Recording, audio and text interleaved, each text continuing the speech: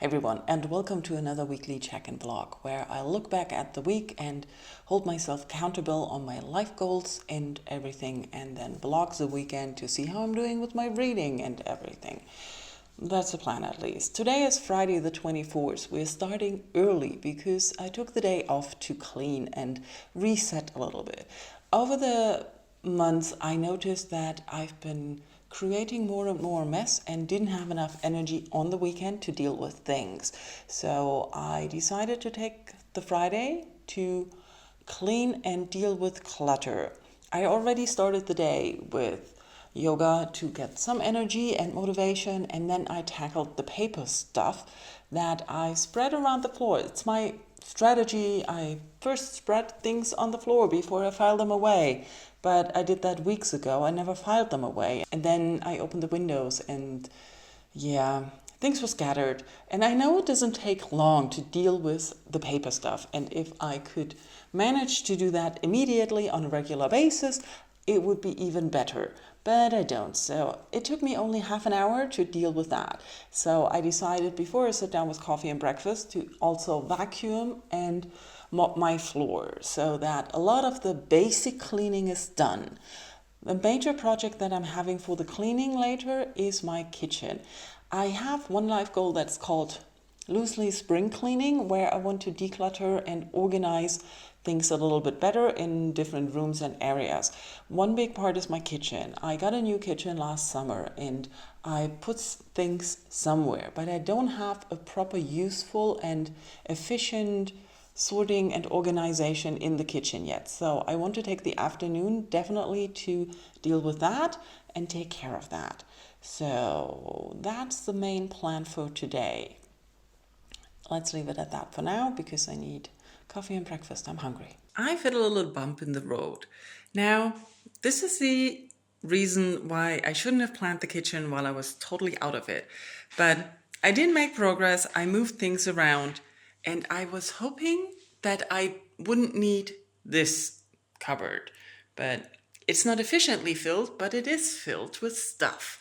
And this thing I bought, that cupboard I had, this thing I bought in the summer when I bought the new kitchen. And this is inefficiently. I could have gone 3x3 instead of 3x4. But that's what I have now. But now I still have a few things that I could put in those empty squares, but I don't have this, for example, the drawers. But basically, to continue working on the kitchen, I would have to go to IKEA to buy some stuff.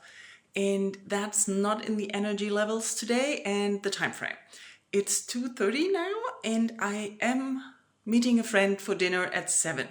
So the time is not enough. I don't have a car. The tram takes half an hour just to go to IKEA. Then I have to walk 15 minutes to go to the store.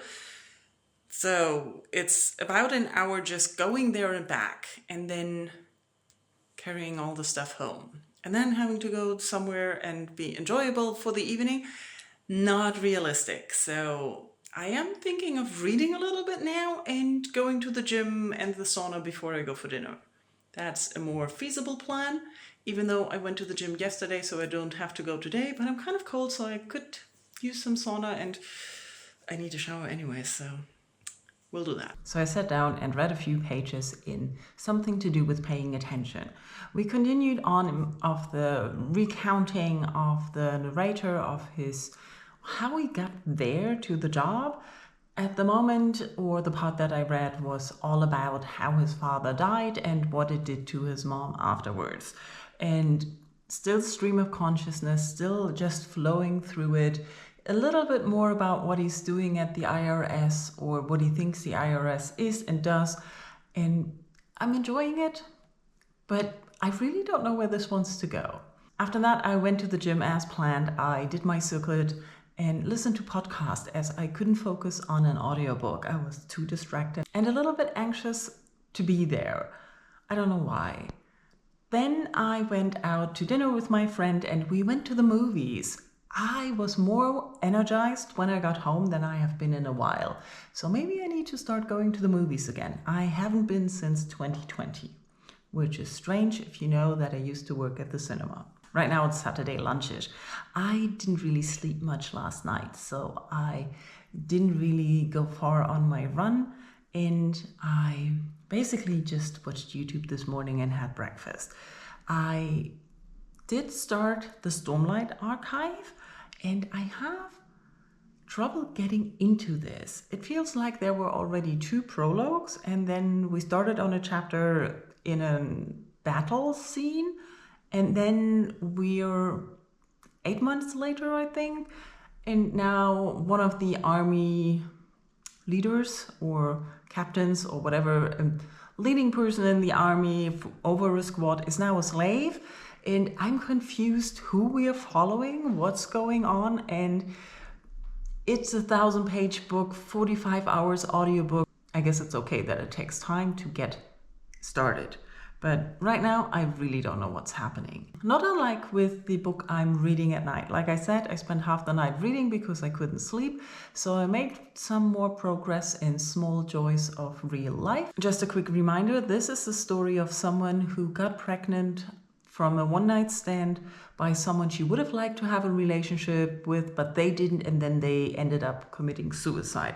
So part of the book is addressing the dead father, and the rest of the book is following her dealing with the situation, being pregnant. And we're following months from September to April. So right now I've reached January. And I really enjoy this, mostly for the following her along. It's not that anything major is happening. You see her struggling with life because she quit her job just before she knew she was pregnant, and now it's kind of difficult to know where you want to go, and she's really pregnant now where everything is exhausting, and you can see that she's pregnant, so who's going to hire her and all of these things. Then there's also some bouts of loneliness when she hooks up with some random guy who's really into her, but I don't know if he would be interested in a relationship. I definitely know she's not, but she's into the sex they're having, or I think at the moment they're just having phone sex. Anyways, so it is a good distraction for her, and she's mostly hanging out or spending time with her 2 best friends who are accompanying her through all of this. And it's mundane slice of life things that are happening. Something I really noticed reading this is how Western, Northern Hemisphere wired my brain is, because this is set in Melbourne, and we're talking of Christmas in the last chapter, and then it's mentioned that it's hot, and my brain needs time to switch. And it's interesting to see like how much default the brain has, even though that I know it's set in Australia. I know that in Australia they have different seasons, or the seasons are different times than we are having them here, but still my default is going there. And I find that interesting and in a challenging way. Also, some words are, I think, Australian different. I can understand them, but I haven't heard them or used them in a way like that before. Or other things that are especially talking about the area she lives in. And of course, I don't know every big city and every area, but if you read about New York, you know some places, and you read a lot of books, or I've read a lot of books about New York, that it doesn't feel like a strange place, or I can understand some things from TV, movies, the books I read, and the visits I made to New York. So there is a different connection to the city than to Melbourne, where I have not been. So all of that is a side benefit to the book, which has nothing to do with the book itself, but more to do with me. But I always find that interesting to see where our limits are in understanding and the defaults, which reading, of course, also shows us. If we have a default thinking, which may not be the best thing, or it's just there, but we may not be aware of it, and then in the book we notice it. Can you understand what I'm talking about? Who knows? Anyways, the plan for the rest of the day is, like I mentioned yesterday, I need to go to IKEA. And it would be really awesome if I did that today, because then I can put a cap on the kitchen thing for a while. It should be settled then and should be in a system that I can use. But it's kind of exhausting to go. So let's see how well I do.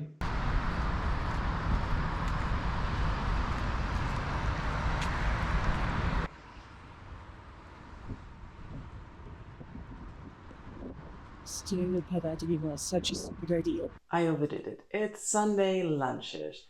And I completely underestimated how exhausting going to IKEA would be on a Saturday afternoon.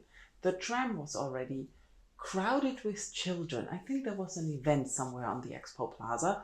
So a lot of children, excited and loud, were on their way on the tram. Then IKEA was so packed that there was no time to leisurely browse, think. I basically had only time to rush through, go grab the things I definitely wanted, and go home with the feeling that I forgot something. And even though it was just a quick in, quick out, I was 3-4 hours on the way. And I got home, I read a little bit more and something to do with paying attention, had dinner, and then I basically crashed onto my couch, fell in and out of sleep for a couple of hours, went to bed, continued falling in and out of sleep. And then I basically spent the whole morning today in bed reading, because one of the goals I had for the weekend was to finish something to do with paying attention. And it is exhausting to read. It is David Foster Wallace writing, so it's intense, it's long sentences, and it is sometimes a lot of non-information that you really have to comprehend to see how it's fun, how well it is done, and what he's saying, or if it's just rambling. And one thing that book made me realize is that I really miss having the attention span and focus to really comprehend it. And I also miss that I feel a lot of this, what's great about the book, is over my head. I do want to read more of David Foster Wallace's writing, but I always feel too stupid at the moment to really grasp what is going on. The rest of the book basically finally tells us how we get this job at the IRS. And there is a long stretch of accounting or recounting for an episode where he went into the wrong lecture class and listened to a professor, and the way the professor made accounting sound and being an accountant for the IRS sound that really appealed to him to change his life and turn from a nihilistic wastoid into a hero, basically, or a proper person really participating in life. And I really enjoyed that part. The parts the professor said was really more like one of those motivational speakers you hear nowadays a lot, probably back then too. But it really felt spot on in selling something to someone who's lost, in explaining what's good about something, why you should do that, and how it gives you purpose, which definitely was something that the main character was lacking. And then the recruiting process is very, very dry and hard to focus on. So I'm glad I'm done. I'm glad I read the book, but I wish I had more focus for reading literary, difficult books again. And that is something that also drained me already before I even got out of bed. I got out of bed by noon and did a quick 10-minute yoga stretch, which really helped because I'm exhausted. My whole body is in pain. So I'm canceling all other plans I have for today. I don't think I'm going to do much aside from editing the vlog, probably having breakfast now and watching some YouTube, and then maybe nothing. I don't even know if I want to get out of the house today for a quick walk because I am physically exhausted, but I'm also mentally exhausted. Yesterday, I also tried to squeeze in some Korean practice because I'm done with the review of the lessons that I had done before at some point. Now, every information is new, all the vocabulary is new, and I noticed that while I'm good at doing the lessons on a daily basis now, I'm really, really bad at practicing. So I'm trying to implement vocabulary practice on a more regular basis. That's going to be the focus of the next week. And I'm also going to try to see if I can do some of the extra material that is more practice concerned in the program. But that's a lot of more Korean than I'm currently doing on a daily basis.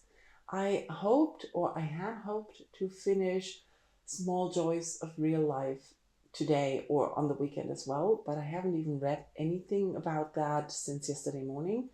And so I have about 100 pages left. That would be 4 to 5 hours of reading.